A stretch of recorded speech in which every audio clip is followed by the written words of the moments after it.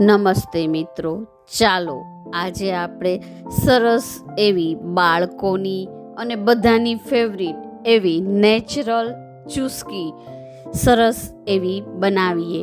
જેના માટે મેં દ્રાક્ષ લઈ લીધી છે, જે બ્લેક કલરની અત્યારે આપણે સરસ એવી ઉનાળામાં માર્કેટમાં આવે છે તે લઈ લીધી છે. તેને સરસ એવી 10 મિનિટ મીઠામાં પલાળી અને તેની અંદર રહેલી ધૂળ કે જે કંઈ પણ એમાં આપણે દવાઓ છાંટેલી હોય એ સાફ થઈ જાય એટલા માટે એને સરસ એવી ધોઈ લીધી.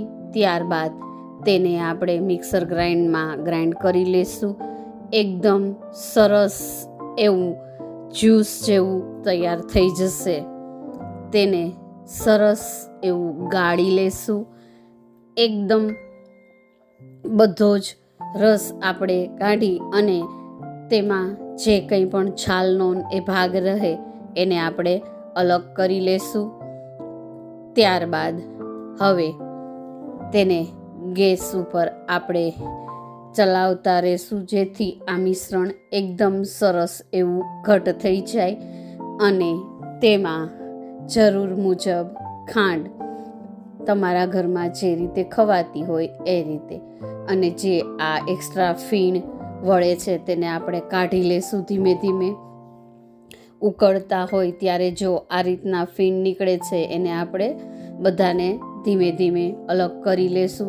એકદમ સરસ એવું આનું આપણે શરબત પણ બનાવી શકીએ અને બધામાં આપણે ઉપયોગ કરી શકીએ. એટલા માટે આ સરસ એવી ચુસ્કી મેં બનાવી છે. જો બાળકોને આ રીતે આપશો તો મજા આવશે, કેમ કે ઉનાળામાં બાળકોને આ બહુ ભાવે છે અને બહારની આપવા કરતાં આમાં કંઈ પણ નથી કલર એડ કરેલો કે કંઈ પણ વસ્તુ આપણે એડ કરેલી નથી. બધી જ વસ્તુઓ નેચરલ છે એટલા માટે. ત્યારબાદ ચેક કરી લેશું. સરસ એવું ચીકણું અને એકદમ સરસ એવી ચાસણી આવી જાય ત્યાં સુધી આપણે તેને ચલાવતા રહેશું. સરસ એવું આપણું સિરપ તૈયાર થઈ ગયું છે. આમનામ બી આ સિરપનું તમે શરબત કરો તો સરસ એવી ઠંડક આપે છે. ઉનાળામાં કાળી દ્રાક્ષ તો એકદમ સરસ ઠંડક માટે જરૂરી છે. એકદમ સરસ ઠંડક શરીરમાં આપે તો તમે શરબત પણ બનાવી શકો છો. અને બોટલ ભરીને આ રીતે રાખો તો 3-4 મહિના સુધી આખો ઉનાળો ચાલશે. આવી રીતે જો કોઈ પણ જાર ભરી લેશો એટલે કોઈ બગડવાની કે કંઈ પણ નહીં, બગડશે પણ નહીં અને 4-6 મહિના ફ્રીજની અંદર રાખી શકશો અને જ્યારે જોઈએ ત્યારે આ રીતે ચુસ્કી બનાવી શકો. તેને થોડું એવું કાઢી અને તેની અંદર પાણી અને મેં અહીંયા ફુદીનો લીધો છે, જે ફક્ત કેવા પૂરતો જ કે આપણે જ્યારે ચુસ્કી લઈએ ત્યારે ફુદીનાના કેવા પૂરતા પાન આવે એ એકદમ સરસ ટેસ્ટમાં લાગે એ માટે મેં લીધેલ છે. તેને આપણે ઝીણો ઝીણો કટિંગ કરી અને તેમાં એડ કરીશું. જો વિડીયો ગમે તો લાઈક, શેર એન્ડ સબસ્ક્રાઈબ જરૂરથી કરજો. ફુદીનો આપણે કટ કરી લેશું.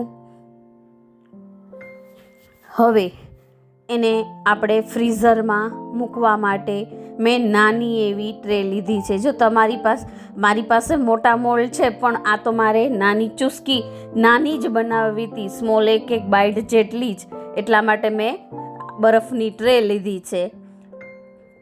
તેની અંદર આપણે ભરી દઈશું.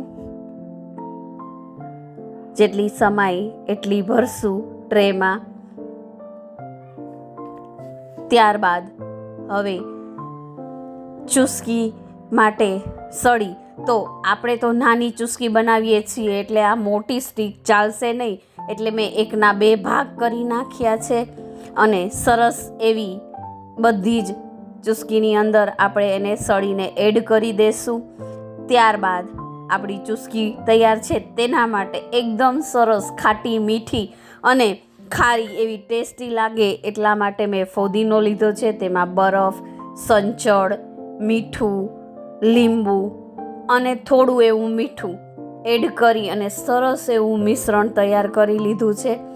હવે આપણે જે ચુસ્કી બનાવી હતી તે આપણે આની અંદર એડ કરીશું અને આ જ લિક્વિડની અંદર બોળતા જઈને ચુસ્કી લેતા જઈએ તો એકદમ સરસ ખાટો મીઠો ખારો એવો સ્વાદ આવે છે. બાળકોને બહુ જ ભાવશે. એકવાર જરૂરથી ટ્રાય કરજો. જોતાં જ મોઢામાં પાણી આવી જાય એવી આ ચુસ્કી બનીને તૈયાર થાય છે. એકદમ સરસ છે. એકવાર જરૂરથી ટ્રાય કરજો. તમારા બાળકોને જરૂરથી ભાવશે.